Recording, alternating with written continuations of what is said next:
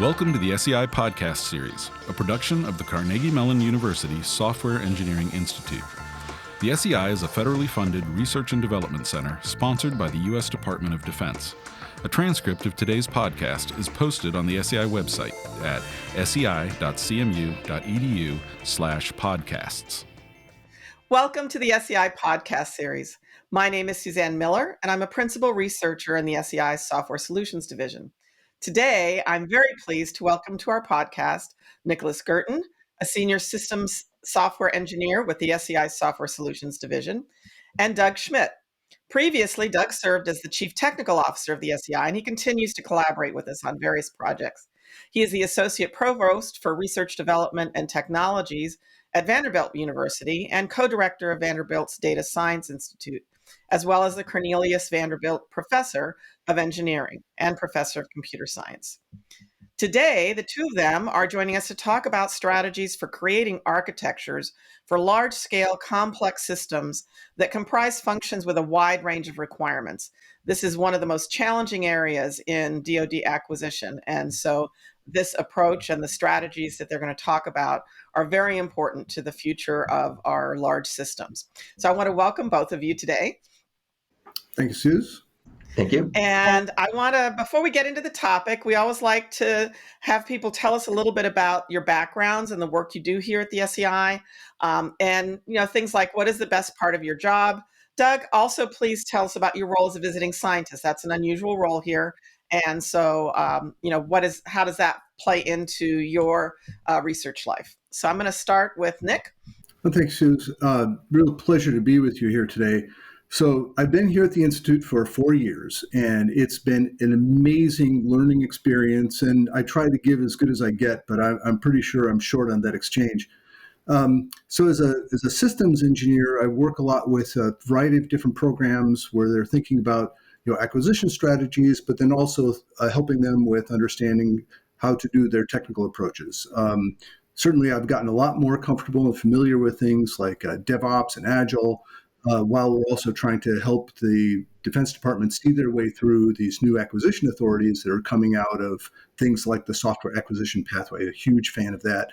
One of the big jobs I got to do was helping Forrest Schul and the work he was doing with the Defense Innovation Board, and that was fantastic experience. And that report ended up getting turned into real policy. Was just an amazing thing to do. And I've had the pleasure to work with Doug again. Doug and I worked together when I was a Navy acquisition guy working in the Pentagon. And while I was there, I was also doing some work under the Better Buying Power Initiative with the other services, helping understand how to do things like modular open system approaches, artful acquisition strategies, new competitive dynamics, bringing in a variety of different businesses to create modular capabilities that can be composed and delivered more effectively and fluidly. And some of those policy initiatives are starting to come to fruition too. So it's been great to be a part of moving this big machine. It takes patience, and but sometimes that patience is rewarded. I've also worked on things like a variety of different submarine systems, weapons, sensors, combat management, and also as a Navy Reserve engineering officer, did what we call pump kicking, working on ship structures and hull mechanical electrical systems. And even before that, I was enlisted power plant operator on a couple of different submarines. Peak of the Cold War, up in the North Atlantic, doing a bunch of fun stuff that I can't talk about here. All right. So, Nick, in addition to your background that you've given us, we know that you were recently nominated by President Biden to serve as Director of Operational Test and Evaluation for the U.S. Department of Defense. If confirmed in that role, what are some of the experience that you've talked about and other experiences you've had that make this an exciting shift and transition for you into a Department of Defense level position? Well, Susan, I got to tell you, this came a little bit as a bolt from the blue. I was not looking for a new job. When called to serve, I was super excited about being able to serve in this capacity and take on the kind of challenges that will be faced in the future. Some of my experiences leading into this on things about working on a variety of different systems, sensors, combat management, weapons.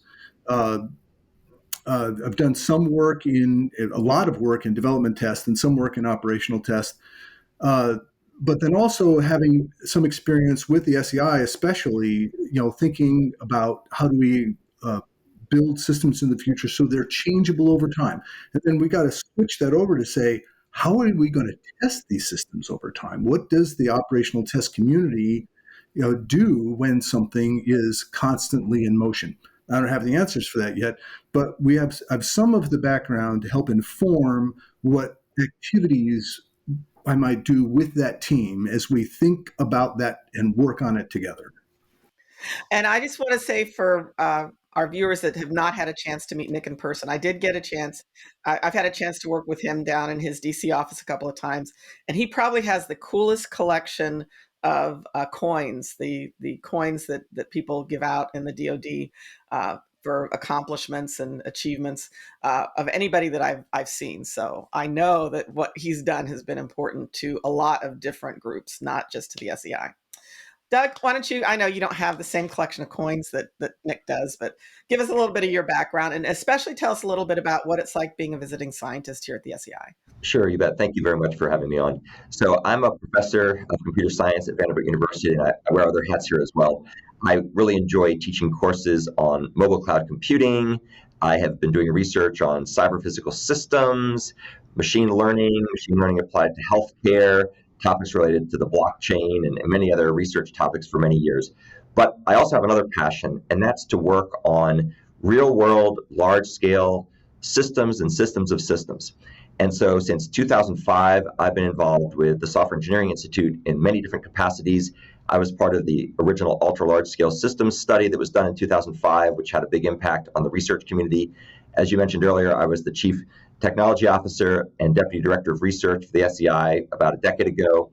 And I continue to work with the SEI in various ways, primarily working on various what are called PWP, Program Work Plan projects, where we work with real projects, we work with different services, we help to build the nation's defense capabilities and other capabilities to make sure that the software-reliant systems we depend on are going to be affordable and effective and resilient. And that's really a passion I have. And one of the great things about working at the SEI is I get a chance to work with people like Nick and other folks who have a very long history of serving our country and really pushing the boundaries of what's possible with software technologies. And so that's one of the things that gets me so excited about continuing my relationship with the SEI as a visiting scientist, even though I'm no longer in the chief technology officer role. Thank you, Doug. And I know that many of us get to interact with you and benefit from that experience that you have in both the research area and in the DoD acquisition area. So good to have you both on board today. So let's talk about the work on technical reference frameworks for complex mission critical systems. That's the topic for today. And Doug, why don't we start off by having you explain for us what a technical reference framework is, and then discuss why complex systems comprising functions of mixed criticality. We'll talk about that a little bit more. What are those systems and why do they need TRF? So what problem are we trying to solve with this? As I mentioned before, many of the systems we work on at the SEI are very large scale, they're very complicated, they involve decades of service, they have to be refreshed and updated. Think of things, for example, like the B-52 bomber, which has been in service since the 1950s, and the old cliche is that there will be pilots flying the B-52 in service who haven't even been born yet. So these are systems that live for a very long time. And so obviously it's extremely essential to get the architecture right. If you don't get the architecture right, then you'll spend all your time in the sustainment activities trying to fix bugs and retrofit capabilities, and it becomes very expensive and you end up with less than you would like. So a big role of these systems, of course, is to get the architecture right. And one of the things we're discovering as we're working on larger and larger systems and systems of systems is that these systems of systems are actually composed out of many other pieces, systems or subsystems. And those different systems and subsystems have different needs, different requirements, different technology bases. And so one of the things we're doing with the concept of a technical reference framework, or technical reference frameworks with plural, is to try to make sure that we have the right framework being applied for the right part of the system. So just to give a very simple example, imagine you're building a combat system or an electronic system for an aircraft carrier. There will be parts of that system that require closed loop control, things like the close-in defense systems. And for those things, you're going to need very tightly coupled cyber-physical systems that are very responsive, systems where the right answer delivered too late becomes the wrong answer. So you need real-time capabilities, very high levels of security and safety, and so on. There'll be other parts of that type of a system that are more command and control oriented. So people who are tracking incoming threats, engaging with different targets, manning different parts of the ship, of the aircraft carrier, and so on.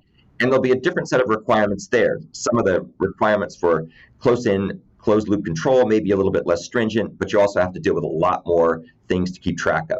And then there'll be other parts of the system, which might be things like the crew entertainment system, where you're going to be basically doing enterprise-style computing. And one of the things that Nick and I will talk about today in our podcast is the need to have the right architecture or architectures for the different pieces of those systems. So the kinds of languages, the kinds of operating systems, the kinds of hardware, network protocols, the kinds of middleware and so on that you would use for the cyber physical pieces of, say, the close-in weapons defense system is not the same that you would necessarily need for the entertainment system. And therefore, you need to make sure you pick the right kind of technologies, the right kind of architectures for the right pieces of the system. And if you do this well, the systems can grow and evolve more effectively, and also they can be certified and verified for various compliance regimes, because not every piece of the system requires the same degree of scrutiny and the same degree of compliance conformance. Thank you. And Nick, did you have anything you wanted to add to that in terms of mixed criticality or the role of technical reference frameworks?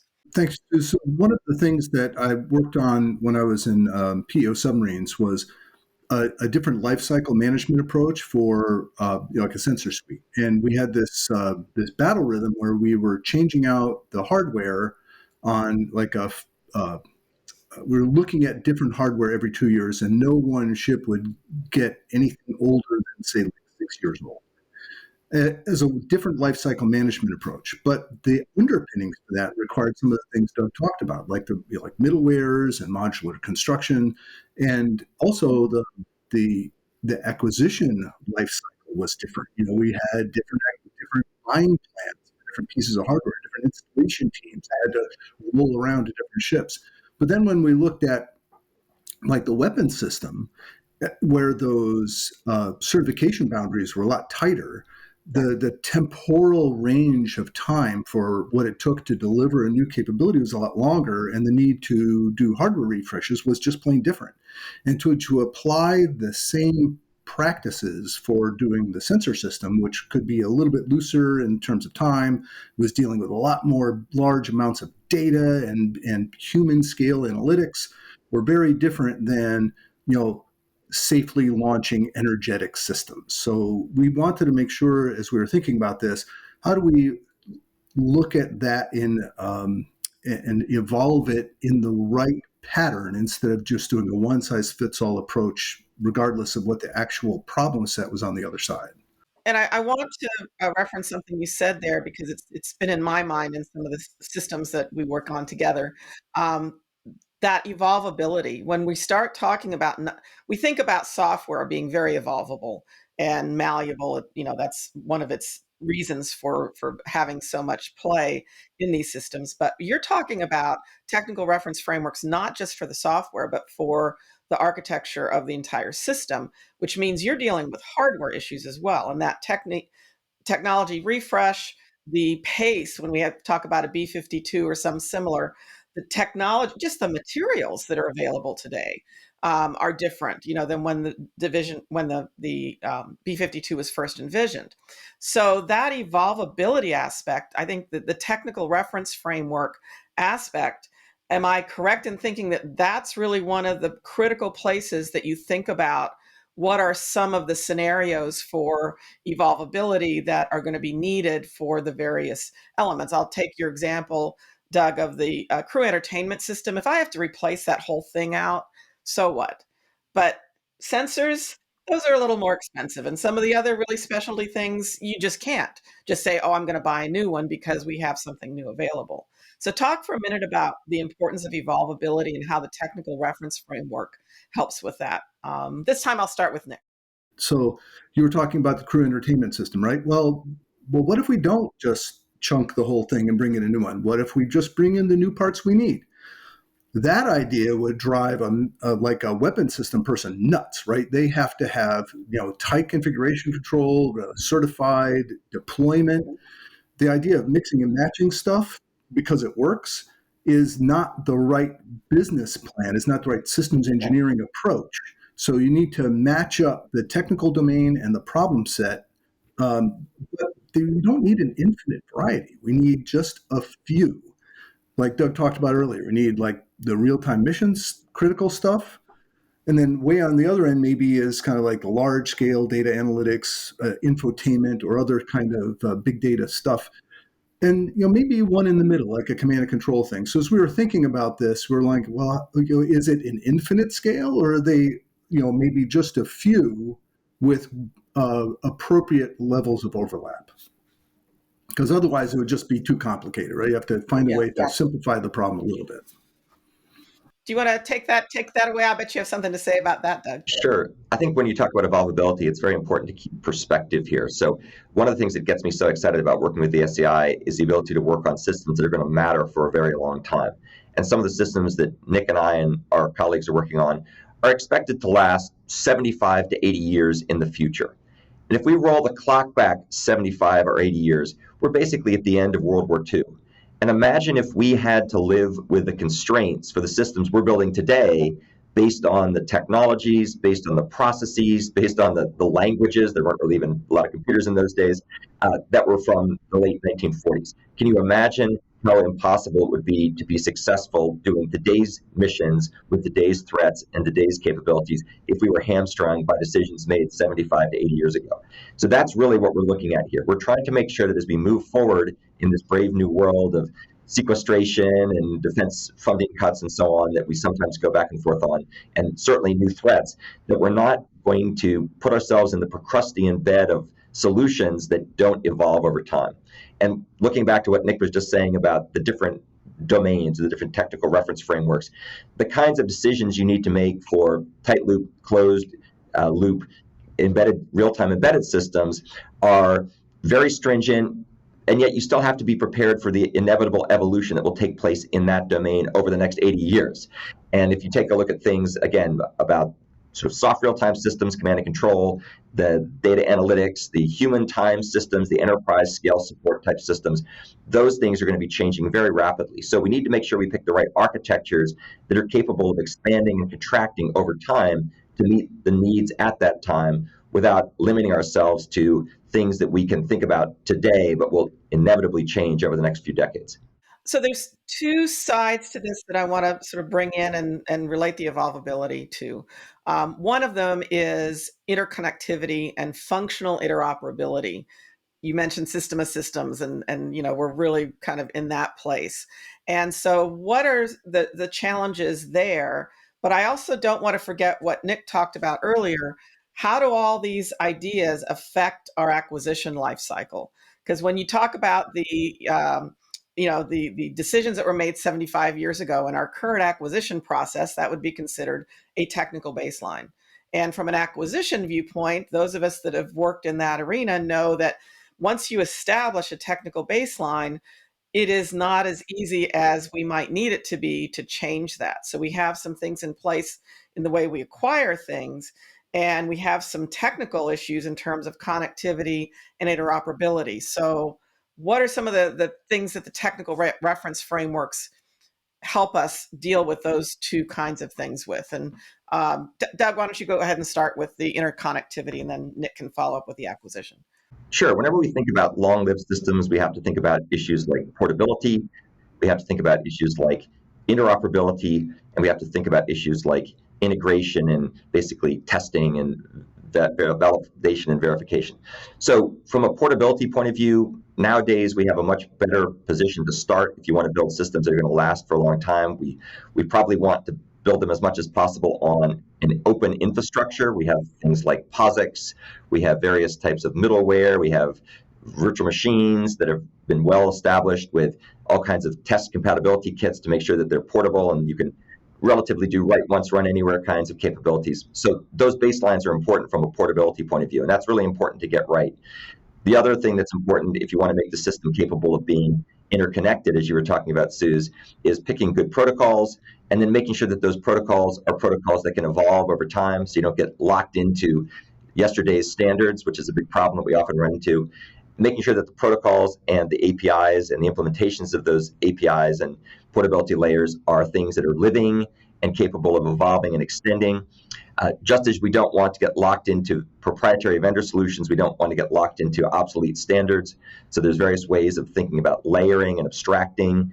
There's also a whole focus these days on model-driven approaches where you synthesize lots of the system rather than having to write it from scratch.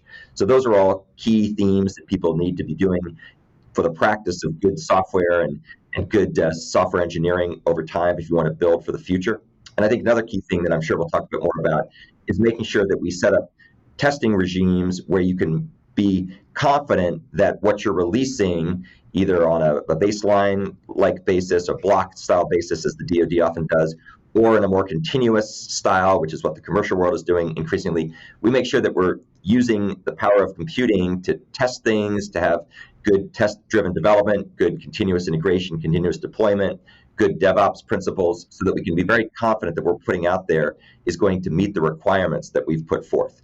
And historically, the DoD has struggled with a lot of that. But one of the things we're learning with all of our work in the commercial world and our academic research at the SEI is the fact that it's much easier now if you pick the right sets of technologies to have an infrastructure that's capable of producing software that can be known to work and have higher confidence it actually delivers on its requirements, both functional and non-functional. So those are some of the themes from an evolvability point of view. Pick the right APIs to get credibility, pick the right protocols to get interoperability, and then set up a testing environment where you can continuously evolve and make sure the system works as the way you expect it to work relative to the requirements. And what I'm intuiting from your answer is that these are elements that would be included in the technical reference framework in Yes. terms of these are considerations that we want to make sure are known and made explicit. Because that's really the purpose of a framework like that, is to make things that are in our heads explicit to the people that follow us, because we're going to retire at some point. Even Nick's going to retire at some point. Well, I think the other key point there to follow up on that is that for different technical reference frameworks, you may choose different APIs. You may choose different protocols. And so there's no shame in that. And one of the mistakes people often make is they try to come up with a one-size-fits-all architecture, and then they try to have it span everything from the closed-loop control systems all the way to the crew entertainment system. And inevitably, somebody pays the price. Either you make something that's very, very, very real-time and very predictable but doesn't scale, or you do something that's going to be very scalable but won't meet the hard real-time requirements. So picking and choosing intelligently is really what this technical reference frameworks philosophy is in a mixed criticality and systems of systems world. Excellent. All right. And Nick, so just thinking about what Doug has said in terms of everything from testing, protocols, all of those sorts of things, talk about the acquisition lifecycle a little more, and what are some of the implications of using technical reference frameworks, and how do we need to think about evolving our acquisition system to be able to take best advantage of these concepts? So one of the things that came out for me in ways that I'd lived in different acquisitions I was involved in, but was really cemented in my mind, that came from the Defense Innovation Board, was, software is never done. And even if you build the perfect system and nail every single requirement right, and your operators or users will never want a single new thing, wait for that to happen, you're going to end up dealing with cyber vulnerabilities and operating system updates and deprecating tools and all the rest of that stuff. It's constantly in motion. Software development methods are constantly evolving. And so I don't think we're really going to be in sustainment in the way we've characterized it in the past. It's more about, sustainment can't be about standing still with what you have. It's got to be about walking fast into the future. And everything we build has got to be thought about in the context of walking fast into the future.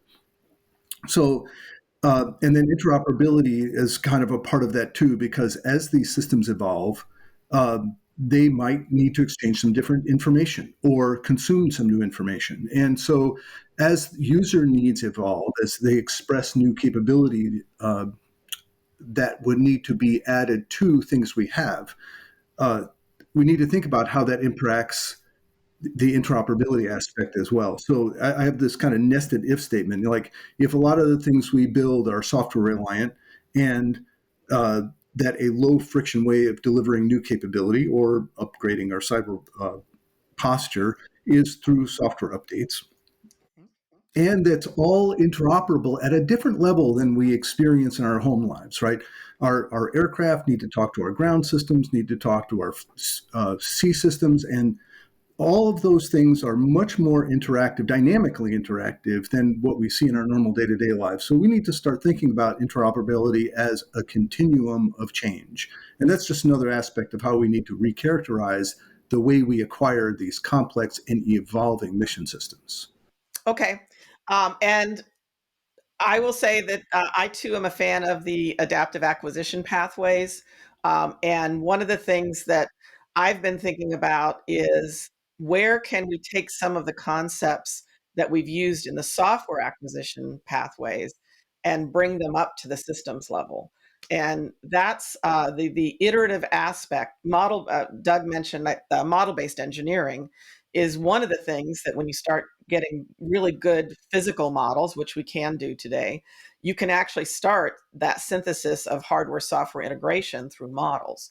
Is that something that is sort of accounted for in the technical reference frameworks? Is the role of modeling in that sort of evolution, or is that something that is for future research? I'd like to jump in on that one. I think that there is a lot of work to be done in that area. One of the things that I've become aware of more recently is that our mission systems are growing in complexity, and the kinds of threat environments they have to respond to aren't the sort of things we can go to just one place and just test everything. And so the notion of having a model of the system as well as of the threat environment and combining that with actual testing, physical testing, might need to be a part of our future for a lot of things, if not everything. And so I think there's a lot of research to be done in how do we include models that have been tested and to use perhaps a term accredited, that trusted, that the models accurately reflect what it is they're supposed to be presenting, along with system testing and maybe even how do we lash different test environments together. I think there's a lot of work to be done there, and it should be a pretty exciting time. Doug, did you want to comment on that? Well, Nick's really the acquisition expert here. I guess what I'll say is that one of the challenges we've been facing in these areas for many years is that people who do large-scale major defense acquisition systems have historically thought of software as an afterthought. And one of the things that's becoming clear is more and more capability is being done in software. And so we really have to raise the bar. We have to educate people at all levels. We have to educate people who are program managers and PEO executives and military officers who run these systems. We have to work on the certification community to make sure everybody up and down the chain understands the strategic importance of software, number one, and perhaps even more importantly, knows where to turn to get help, because not everybody is an expert on those topics. There's lots of people at various parts of the commercial industry who are very good at some of these things. They don't necessarily understand the DoD problem space. There are a lot of people in the DoD space who understand the hardware platforms very well, but they wrestle with software, and they certainly have to think more carefully as to how to adapt and adopt new capabilities that are coming online, things like software factories, for example, and product line architectures. Mm-hmm. And the commercial world's doing a pretty good job of that in many cases, but the DoD still has a long way to go. And part of the challenge has been that up to this point, there really hasn't been an emphasis on the DoD having software as a key core competency, and that's got to change. That's a crucial ingredient for future success if we want to be successful with the software-reliant systems that we're trying to put together to last over the next couple of decades.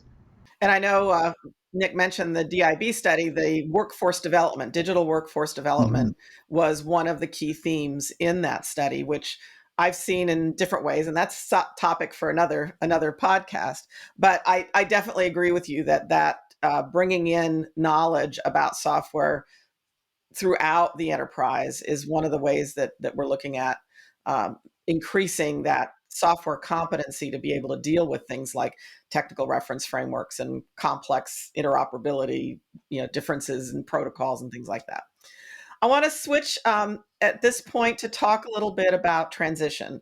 And we like to talk to in the podcast, we like to talk to people about what's available to program office contractors, people that would be interested in this topic, to help them conceptualize, acquire, use the frameworks.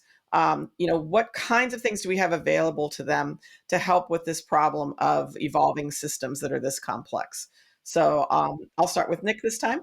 Well, thanks. So I've been involved in some standards work, especially with the Open Group for a consortium on future airborne capability environment. It's a reference framework, especially tuned toward real-time cyber-physical aspects of what it takes to fly an airplane.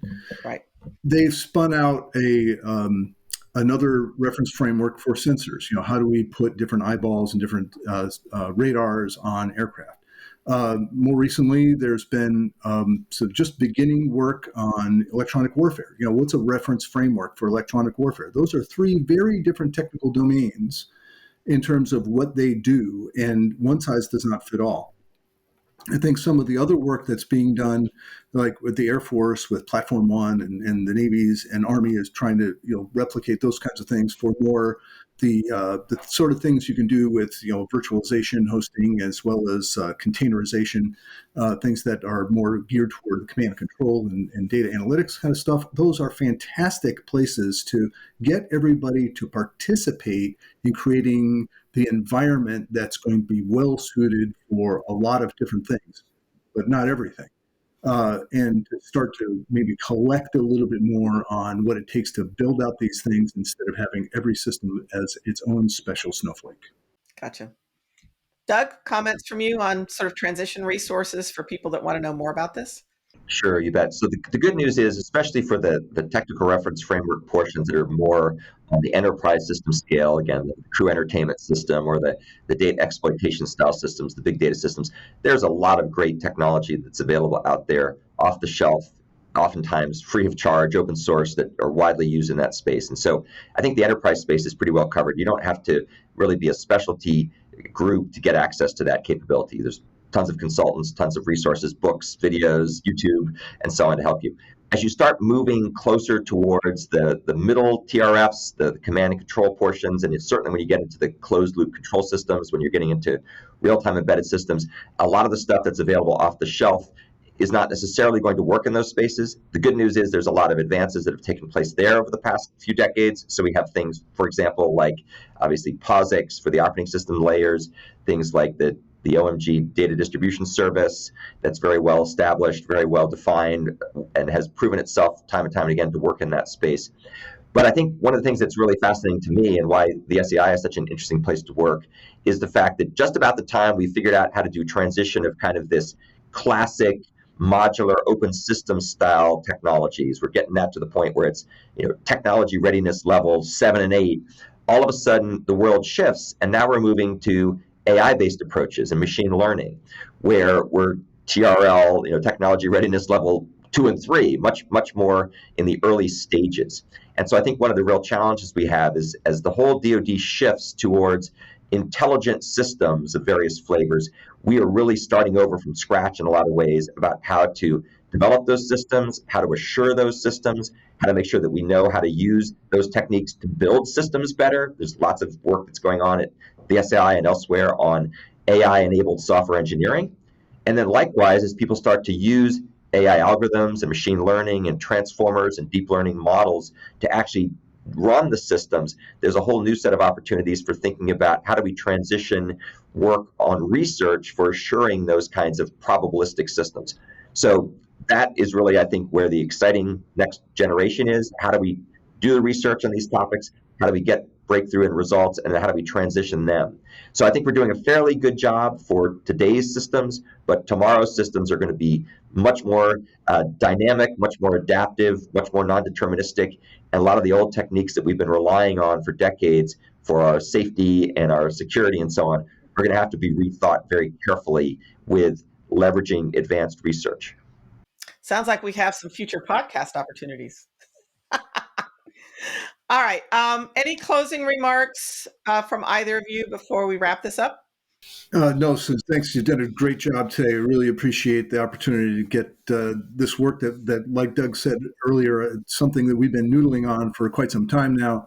And some of it's maturing to a point where it should become just the standard practice. Everybody should be, appreciating that. Don't go it alone. There's plenty of tools out there, lots of different ways of building out the environment that you need without having to create it from scratch. And there are people out there that can help you figure that out. So I'll throw a couple other things in real quick. So in my mind, one of the keys to success here is to have a holistic view of developing these next generation systems. We need to think about architectures of systems. We need to think about technical reference frameworks. And one of the big long poles in the tent is how do we make sure that we're in a position to certify and verify and validate these kinds of systems, because that's often the limiting factor in practice. There's lots of great research that's been done on things like dynamic resource management and adaptive this and adaptive that and machine learning this and machine learning that. But until we get to the point where we have ways of being able to increase confidence that those systems are going to work as expected when it counts every time, we're going to be very hard pressed to get them rolled out in practice. And one of the things that makes this tricky is a lot of our adversaries don't hold themselves to the same safety and security standards that we do. And so it's going to enable them to move a lot faster than we can if we're not careful. So we have to leverage the new technologies that are coming out, new advances in cybersecurity, new advances in machine learning, and we have to have a way to harness those things so we can stay above the competition. And I think, again, things like model-driven approaches are crucially important there because we don't have a workforce that can do all these things by hand anymore. The United States just doesn't have enough organic U.S. citizens to build the defense systems of the future. We're going to need to rely on automation. And so advances in automation and testing and verification and safety and so on are absolutely essential to keep ourselves one step ahead of the adversary.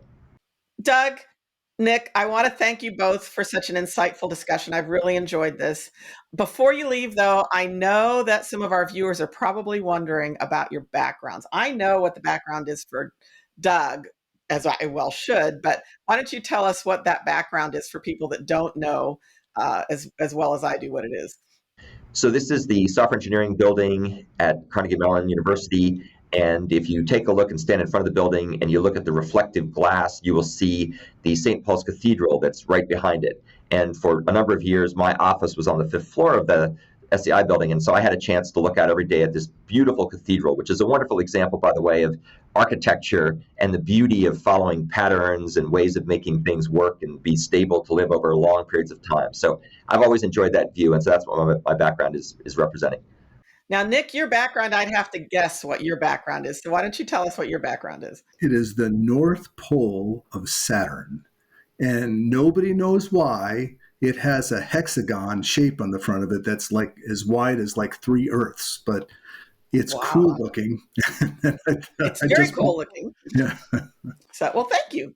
All right. So thank you both again. And for our audience, I want to make sure you know that we will include links in the transcript to resources and some ideas that were mentioned during this podcast. I know not everybody knows what TRLs are. We'll put some links in for that. And I want to thank you again for joining us, and I hope you get as much out of this as I did. Thank you. Thanks. Thanks for joining us. This episode is available where you download podcasts, including SoundCloud, Stitcher, TuneIn Radio, Google Podcasts, and Apple Podcasts. It is also available on the SEI website at sei.cmu.edu/podcasts and the SEI's YouTube channel. This copyrighted work is made available through the Software Engineering Institute, a federally funded research and development center sponsored by the U.S. Department of Defense. For more information about the SEI and this work, please visit www.sei.cmu.edu. As always, if you have any questions, please don't hesitate to email us at info@sei.cmu.edu. Thank you.